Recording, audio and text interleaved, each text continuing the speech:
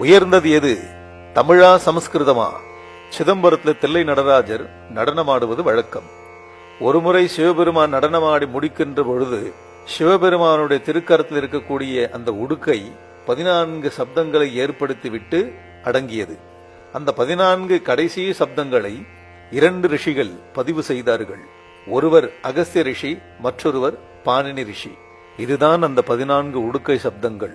ஐ உன் ரில் ரிக் ஏ ஓங் ஐ உச் ஹைய வரட்லன் ஞமங்கனம் ஜபன் கடதஷ் ஜபகடதஷ் கபச்சட்டத சட்டதௌ கபை ஷஷசர்ஹல். இந்த 14 மந்திரங்களும் மாகேஸ்வர சூத்ராணி என்று அழைக்கப்படுகிறது பெரியோர்களால். இந்த 14 சூத்திரங்களை வைத்துக் கொண்டுதான் அகஸ்திய ரிஷி தமிழ் இலக்கணத்தை படைத்தார், பாணினி ரிஷி சமஸ்கிருத இலக்கணத்தை படைத்தார். தொல்காப்பியத்தை இயற்றிய தொல்காப்பியர் அகஸ்திய ரிஷியின் மாணவர்தான். தமிழ் இலக்கணத்திற்கும் சமஸ்கிருத இலக்கணத்திற்கும் மூலம் சிவபெருமானுடைய உடுக்கை. ஆகவே இரு மொழிகளும் தெய்வீக மொழிகள் ஆகும். தமிழும் சமஸ்கிருதமும் இந்துக்களுக்கு 2 கண்கள் போன்றவை. 2 கண்களில் எந்த கண் உயர்ந்தது என்ற கேள்வியே தவறு. கண்கள் 2, பார்வை 1. அதுபோல் தமிழும் சமஸ்கிருதமும் சாஸ்திரங்களின் மூலம் ஒரே இறைவனை காட்ட வந்த இரு மொழிகளாகும். தமிழ் மொழியில் நமது சங்க இலக்கிய நூல்கள் 14 மேற்கணக்கு, 14 கீழ்கணக்கு.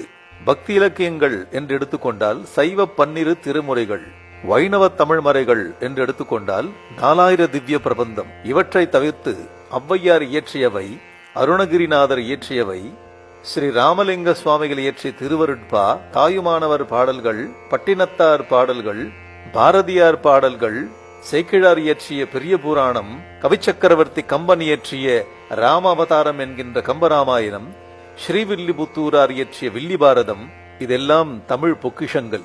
யாராவது ஒருவர் தன்னை தமிழன் அப்படி சொல்லிக் கொண்டால் அவர் இது எல்லாத்தையும் படித்திருக்கணும். அப்படி இல்லை என்றால் அட்லீஸ்ட் பேராச்சும் தெரிஞ்சிருக்கணும். அவர் தான் தமிழன். யாராவது ஒருத்தர் தான் தமிழன் அப்படின்னு சொல்லிக் கொண்டால் அவர் ஹிந்து. அந்த ஹிந்து தமிழன் தான். ஹிந்துவாக இருந்து கொண்டு நான் தமிழன், ஹிந்து இல்லை அப்படின்னு சொன்னானா அவன் பைத்தியக்காரன். இப்ப சமஸ்கிருதத்துக்கு வருவோம். சமஸ்கிருதத்தில் 18 வித்யாஸ்தானங்கள் நமக்கு இருக்கிறது. 4 வேதங்கள், ரிக், யஜுர், சாம, அதர்வண. 6 வேத அங்கங்கள், சிக்ஷை, வியாக்கரணம், சந்தஸ், கல்பம், ஜோதிஷம், நிருக்தம். 4 உபாங்கங்கள், மீமாம்சை, நியாயம், புராணம், தர்மசாஸ்திரம். 4 உபவேதங்கள், ஆயுர்வேதம், தனுர்வேதம், காந்தர்வ வேதம், அர்த்த சாஸ்திரம்.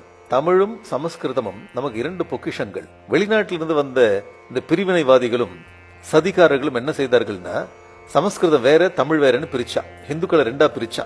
சமஸ்கிருதத்து மேல வெறுப்பு உண்டாக்குனான், தமிழ் மேல வெறிய உண்டாக்கிட்டான். வெளிநாட்டு சதிகாரர்கள் எந்த சதியை செய்துவிட்டு போனார்களோ அதே சதியை கையில் எடுத்துக்கொண்டு உள்நாட்டில் இருக்கக்கூடிய பிரிவினைவாதிகளும் சதிகாரர்களும் இந்துக்களை பிரிக்க பார்க்கிறார்கள். இப்படிப்பட்ட இந்த சதியில் சிக்கிக்கொண்டு நாம சமஸ்கிருதம் படிக்கிறதையும் விட்டுட்டோம், தமிழையும் சரியா படிக்கல. யாராச்சும் கேட்டா சும்மா பேருக்கு தமிழன்னு சொல்லிக்கிறோம். மற்றபடி தமிழ் இலக்கிய பாடல்கள்லாம் ஒன்றும் தெரியாது. தெரிஞ்சதெல்லாம் சினிமா பாட்டு, அவ்வளவுதான். நம்முடைய தெய்வீக மொழியாகிய சமஸ்கிருதம் நம்ம விட்டுட்டோம். ஆனா வெளிநாட்டில் கிட்டத்தட்ட 14 ஜெர்மன் யூனிவர்சிட்டிஸ்ல இந்த சமஸ்கிருதம் சொல்லி கொடுக்குறாங்க பாருங்க. நமக்கு தெரியாத அருமை வெளிநாட்டுக்காரனுக்கு தெரியுது. தமிழ் நமக்கு தாய் என்றால் சமஸ்கிருதம் நமக்கு தந்தை. இந்துக்களாகிய நாம் நம்முடைய இரு மொழிகளினுடைய பெருமைகளை அறிந்து கொண்டு இரு மொழிகளையும் சிறப்பாக கற்க வேண்டும். அடுத்த தலைமுறைக்கு இதை விட்டு செல்ல வேண்டும். இந்துக்கள் விழிப்படைய வேண்டும். இந்துக்களை இந்துக்களாக மாற்றும் ஒரு முயற்சி இது.